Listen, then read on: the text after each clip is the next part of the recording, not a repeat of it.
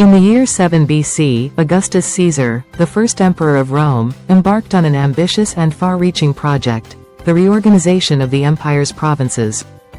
This moment was far more than just a bureaucratic shuffle. It was a decisive step in the transformation of Rome from a fragile republic to a vast, stable empire.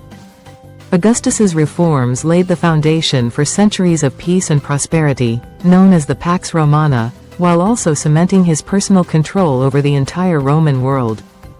This story is one of political genius, military pragmatism, and administrative brilliance.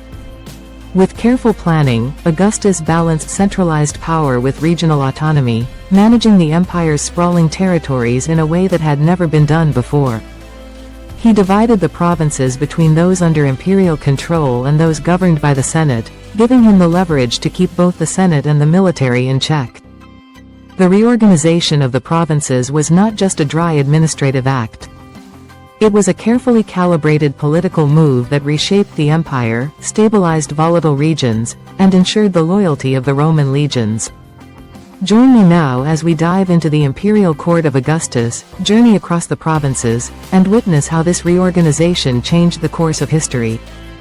The Roman Empire before Augustus, chaos and expansion. The Roman Republic had collapsed under the weight of its own ambition. By the time Augustus, then known as Octavian, defeated his rivals, Mark Antony and Cleopatra, in 31 BC, the Roman world was in turmoil. The rapid expansion of Roman territory during the Republic had brought incredible wealth, but also unrest, corruption, and civil war. Governors were often more loyal to their personal ambitions than to Rome, and the Senate had lost its ability to govern effectively. Augustus knew that for the empire to survive, he needed to bring order to the chaos. His first task, after assuming the role of princeps, first citizen, was to reorganize the provinces, Rome's lifeblood. But this task was not simply about geography or taxation, it was about power. The need for reorganization. Rome's fractured provinces. By 7 BC, Rome controlled vast territories stretching from Spain to Syria, and from Gaul to Egypt. Each province had its own culture, economy, and political dynamics, which made governing them from Rome challenging. Furthermore, the provinces were split between those under military threat, such as Germany and the Balkans, and those that were largely peaceful, like Sicily and Asia Minor. Several key issues drove Augustus to reorganize the provinces. 1. Military security. Some provinces required the permanent presence of Roman legions, especially along the frontiers. 1. Without a clear chain of command, rebellious governors could use these legions against Rome itself. 2. Administrative efficiency. The provinces were inconsistently governed. 2. Some paid taxes directly to Rome, while others relied on local rulers to collect revenue. 2. Augustus needed a systematic way to manage them. 3. Senate versus Emperor. Augustus wanted to consolidate his power without openly dismantling the Senate. 3. The division of provinces into imperial and senatorial jurisdictions allowed him to maintain the illusion of republican governance while retaining ultimate control. The division of provinces, imperial versus senatorial. Augustus divided the provinces into two distinct categories. 1. Imperial provinces. These provinces were strategically important, either because they were on the frontiers or required large military garrisons. 1. Augustus controlled these directly through his legates, governors. Examples: Egypt, Syria, Gaul, Germany, Pannonia. 2. Senatorial provinces. These provinces were more peaceful, requiring little or no military presence. 2. They were administered by governors appointed by the Senate. Examples: Sicily, Asia Minor, Achaia, Greece, and Hispania Tarraconensis. This division was revolutionary. It gave Augustus the military power he needed while allowing the Senate to maintain a symbolic role in governance. In effect, it neutralized the Senate as a political threat without completely stripping it of authority. Governing the provinces, legates, governors, and local leaders. To manage the imperial provinces, Augustus appointed legates, trusted officials who were often military commanders. These legates reported directly to the emperor, ensuring that Augustus had full control over the legions stationed in these regions. In the senatorial provinces, the governors were appointed by the Senate and had more autonomy, but they lacked military command, which kept them from becoming a threat to Augustus's authority. In some cases, Augustus allowed local kings and elites to continue ruling under Roman supervision. This policy was particularly effective in the eastern provinces, where Roman officials worked alongside client kings in regions like Judea and Armenia. This blending of Roman oversight with local governance fostered stability and reduced the likelihood of rebellion.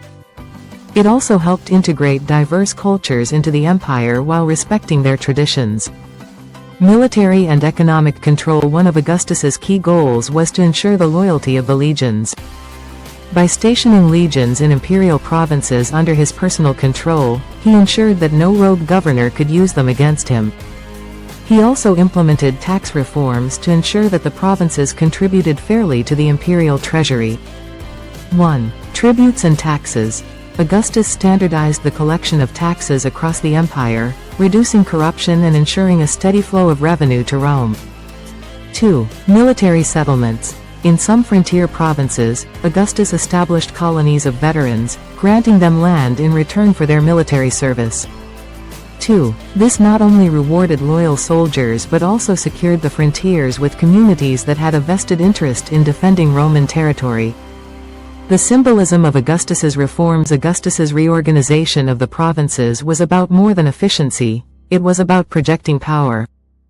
By keeping the most important provinces under his direct control, Augustus signaled that he was the ultimate authority in the Roman world. This centralization of power was balanced by a clever use of symbolism. Augustus took great care to present himself as a restorer of the Republic, even though his reforms effectively marked the end of the old republican system. The division of provinces into imperial and senatorial spheres allowed Augustus to consolidate power without provoking open resistance from the Senate. Challenges and resistance. Not everyone welcomed Augustus's reforms.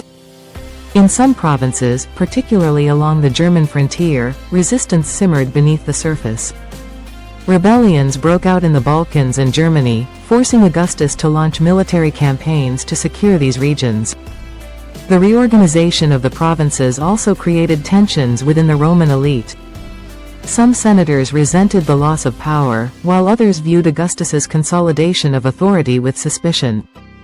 However, Augustus's careful balancing act ensured that these tensions never erupted into open conflict. Legacy. The foundations of the Pax Romana. Augustus's reorganization of the provinces in 7 BC had a profound impact on the Roman Empire.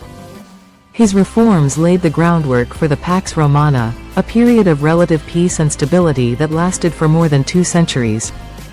1. Administrative efficiency. The division of provinces ensured that Rome's vast territories were governed effectively, reducing corruption and increasing accountability. 2. Military stability. By controlling the legions through imperial provinces, Augustus ensured the loyalty of the army and minimized the risk of rebellion. 3. Cultural integration. Augustus's policy of working with local elites helped integrate diverse cultures into the empire, fostering unity despite regional differences. Conclusion. The architect of an empire. The reorganization of the provinces in 7 BC was a masterstroke of governance. It was a brilliant combination of military strategy, administrative reform, and political manipulation. Augustus's ability to balance the demands of the Senate, the army, and the provinces ensured that the Roman Empire would endure for centuries. Through these reforms, Augustus transformed a chaotic collection of territories into a unified empire, establishing a model of governance that would influence rulers for generations to come.